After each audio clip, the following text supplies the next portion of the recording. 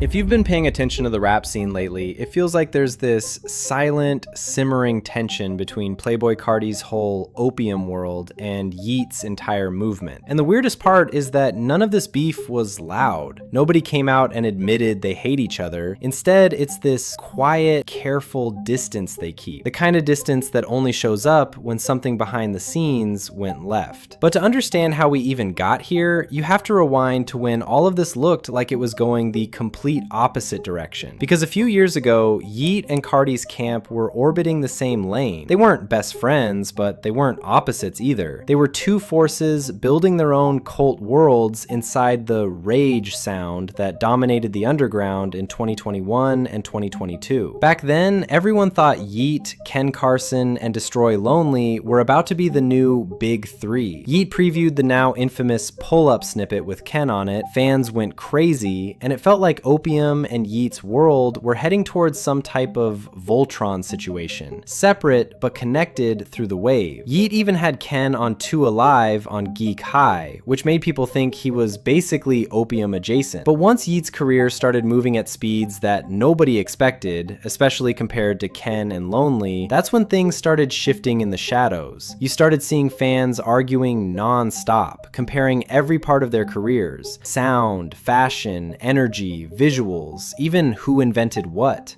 Suddenly the conversation wasn't all these guys are going up, it became Yeat versus Opium, forced by fans who wanted a rivalry, not a community. And once fans start drawing lines, artists tend to follow, even if they don't want to admit it. The tension really started showing itself through the people around them: affiliates, producers, online movements, not the actual artists. Lil 88 fired off a shot calling Yeat Eminem with autotune and reverb, which is an insane insult and came out of absolutely nowhere. Then he doubled down by quoting a lyric right after the diss, clearly hinting that Yeat wasn't exactly welcome in Opium conversations anymore. Yeat unliked a Ken Carson post, Ken made comments on an alt account about Yeat being scared to drop on the same day, and Opium producers kept throwing small jabs. That's when the energy started changing. It wasn't beef yet, but it was definitely cracks. Things went from, okay, something's off, to there's real smoke here, when Starboy, a producer who had worked closely with Opium, straight up left the camp. And not only did he leave, but he aligned himself with Yeat. Producers don't just walk away from Playboi Carti's inner circle like that unless something serious happened between these two ecosystems. This became the turning point for a lot of fans, the moment where people realized this wasn't normal industry distance. Something behind the scenes was making people pick sides. Now, one theory that keeps floating around, one that might have sparked the first real disagreement, is the leak of the Yeat and Ken Carson track, Pull Up. Fans claim Yeat leaked it purposely with Ken's verse unfinished, basically making Ken look sloppy compared to Yeat's polished verse. When Yeat leaked it or whatever, Ken feels like he left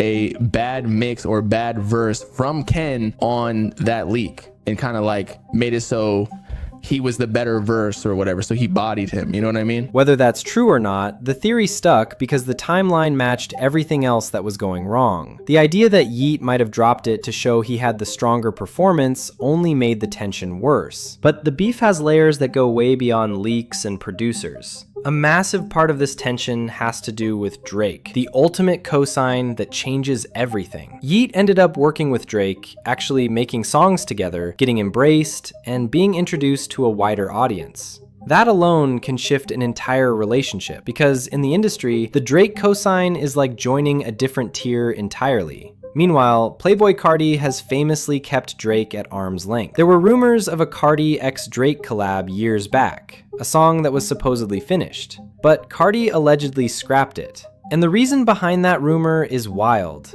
Fans and insiders say Carti didn't want to upset Kendrick Lamar. Carti had a collaboration with Kendrick on Family Ties 2.0 that never fully dropped. And there have been claims that Carti scrapped his Drake collab because he didn't want Kendrick feeling like he was siding with Drake in their quiet tension. Whether that rumor is true or not, the fact that Carti never pursued that Drake relationship while Yeat went full speed into it made the gap between them even bigger. It became another point of comparison, another point of competition, and another reason their fan bases turned this into a rivalry. On the other side, Carti's achievements weren't small either. He had The Weeknd, he had Kendrick Lamar, he had the respect of older legends and fashion houses, features that Yeat didn't have at the time. So what happens? Fans start stacking achievements like scoreboards. Carti got Kendrick, Yeat got Drake. Carti had Abel, Yeat had Future. Carti sells 60,000 first week, Yeat sells 100,000. These became the battleground debates. And once a debate becomes consistent,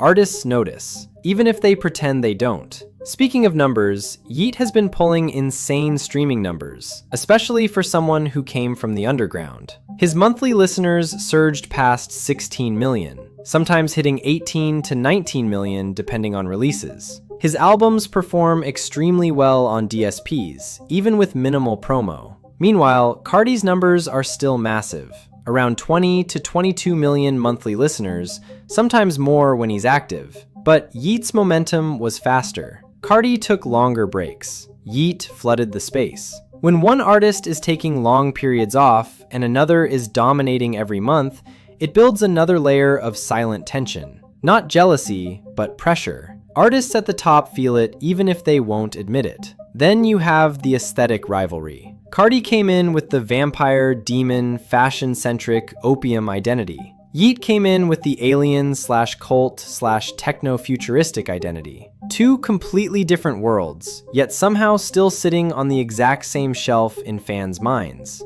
They attract the same demographic. They dress similarly. They inspire similar edits. They push the distorted vocal, chaotic sound that shaped the new generation. That overlap made it feel like only one could be the face of the new wave, even though neither of them asked for that role. Fans and producers forced that narrative into existence. By the time 2025 rolled around, the tension wasn't speculation anymore, it was actual behavior. Ken Carson liking posts clowning Yeat's Rolling Loud Thailand performance was a huge sign. Yeat unfollowing people connected to Opium. Opium affiliates still throwing shots. And the craziest part, Yeat followed Ola Runt, who has been one of Carti's biggest, most consistent enemies. That wasn't an accident. That wasn't trolling. That was Yeat quietly placing himself on the opposite side of a battle line. And it's not just the music. Their camps, producers, engineers, designers, videographers, all have rivalries now. Summers, who's extremely close to Yeat,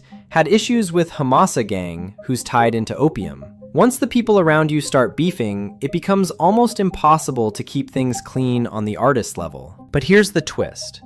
Even with all of these layers, the leaks, the numbers, the comparisons, the Drake versus Kendrick alignment, the Opium affiliates taking shots, the producers choosing sides, the beef between Carti and Yeat themselves isn't personal, or at least not in the traditional sense. It's not two artists waking up and deciding they hate each other. It's everything around them pushing them into opposite corners. It's fan bases shaping the narrative. And that's what makes this situation so interesting. The beef isn't loud. It's not lyrical. It's not about diss tracks or public arguments. It's quiet, cold, strategic. A slow burning distance created by rumors, comparisons, behind-the-scenes drama, and decisions that made both sides realize they don't belong in.